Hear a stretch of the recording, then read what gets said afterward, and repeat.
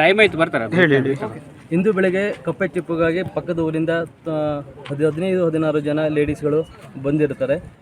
ನಿನ್ನೆ ನೈಟ್ ತುಂಬ ಮಳೆ ಇರುವ ಕಾರಣ ನೀರು ಒಳಗಡೆಯಿಂದ ತುಂಬ ರಭಸವಾಗಿ ಹರಿತಾ ಇರ್ತದೆ. ಮೇಲ್ಗಡೆ ಶಾಂತವಾಗಿತ್ತು, ಬಟ್ ಅವ್ರಿಗೆ ಪಕ್ಕದ ಊರದವ್ರಿಗೆ ಅಷ್ಟಾಗಿ ಮಾಹಿತಿ ಇರಲಿಲ್ಲ.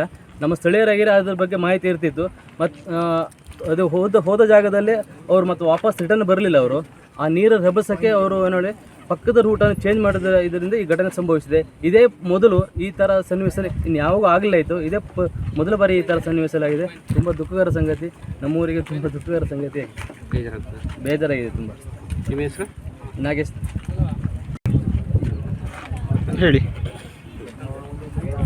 ಈ ಘಟನೆ ಸಂಭವಿಸಲು ಕಾರಣ ಇವರು ಹೋದಂಥ ರೂಟು ಇದಾಗಿರಲಿಲ್ಲ. ಈಗ ಆ ಕಡೆಯಿಂದ ಹೋದಿದ್ರೆ ಏನು ಈ ಘಟನೆ ಸಂಭವಿಸ್ತಾ ಇರಲಿಲ್ಲಾಗಿತ್ತು.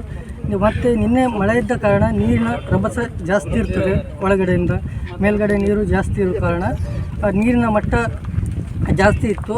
ಆದ ಕಾರಣ ಅವ್ರಿಗೆ ಗೊತ್ತಾಗದೆ ಹೋದರು. ಹೊರ ಊರಿನವರಾದಿಂದ ಇಲ್ಲಿಯ ಬಗ್ಗೆ ಅವರಿಗೆ ಅರಿವಿರಲಿಲ್ಲ. ಆದ ಕಾರಣ ಈ ಘಟನೆ ಸಂಭವಿಸಿದೆ.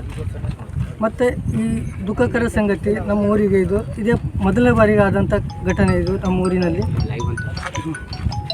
ನಿಮ್ಮ ಹೆಸರು? ನಾರಾಯಣ ದೇವಡಿ.